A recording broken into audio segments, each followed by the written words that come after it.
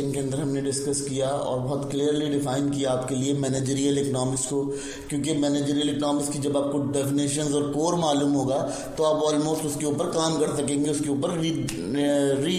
जैसे कहना चाहिए कि रीबिल्डिंग अपना डिसीजन मेकिंग कर सकेंगे और आपको समझ आ सकेगा कि इकोनॉमी किस तरह से काम करती है। लेकिन अब हमारा जो सेशन होगा वो ये होगा कि हम केसेस को डिस्कस करेंगे जो कि मैनेजरियल इकोनॉमिक्स से रिलेटेड केसेस हैं, जिसमें सबसे पहले हम यहाँ बात करेंगे पब्लिक प्रोजेक्ट केस 1, ठीक है, पब्लिक प्रोजेक्ट केस 2, और ऑलमोस्ट जो प्राइवेट प्रोजेक्ट केस है उसको हम कंटिन्यू सेशन के अंदर करेंगे। और उसके बाद फिर्म डिसीजन मेकिंग का जो केस है वो भी हम कंटिन्यू सेशन के अंदर करेंगे, क्योंकि ये सेशन बहुत ज़्यादा लेंदी हो जाएगा, इसकी लेंथ काफ़ी बड़ी हो जाएगी, इस वजह से सेशन को शॉर्ट करेंगे और ये आपको वेरी नेक्स्ट सेशन के अंदर ये दोनों प्रोजेक्ट्स डिस्कस करने को मिलेंगे। अच्छा, पब्लिक सेक्टर के अंदर भी क्या कंडीशंस होती हैं जो हम देखते हैं, ठीक है, उसके बारे में भी थोड़ा सा हम एग्जाम्पल से वादे करेंगे और उसके बाद फिर हम जो है वो इसके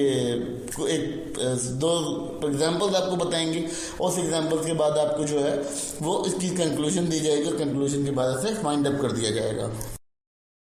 अब हम यहाँ पर बात करते हैं बेसिकली जब हम पब्लिक प्रोजेक्ट की बात करते हैं या पब्लिक केस की बात करते हैं मैनेजरियल इकोनॉमिक्स के हवाले से, तो वहाँ पर जो प्रोजेक्ट है जब वो पार्टिसिपेट करता है पब्लिकली तो उसके अंदर भी 2 इंपॉर्टेंट टर्म्स यूज़ की जाती हैं जिसको हम देखते हैं और जिसको हम अलग स्टडी करते हैं, क्योंकि उसका जो पैटर्न ऑफ डिस्कशन है या पैटर्न ऑफ एवेल्युएशन है वो थोड़ा सा चेंज होता है। जैसे हम प्राइवेट में भी डिस्कस करेंगे तो वहाँ भी हम इसको क्लियर करेंगे आपको, ठीक है। सबसे पहले बात करते हैं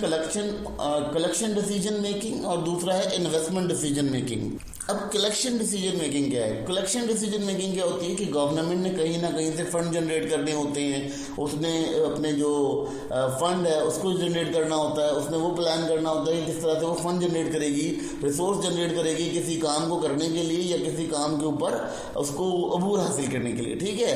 उसको जो है बहुत सारी रिक्वायरमेंट्स पूरी करनी होंगी, जो रिक्वायरमेंट पूरी करने के लिए जो है वो आवाम की तरफ देखेगी, डिसीजन मेकिंग करेगी, टैक्स इम्पोजिशन करेगी, कोई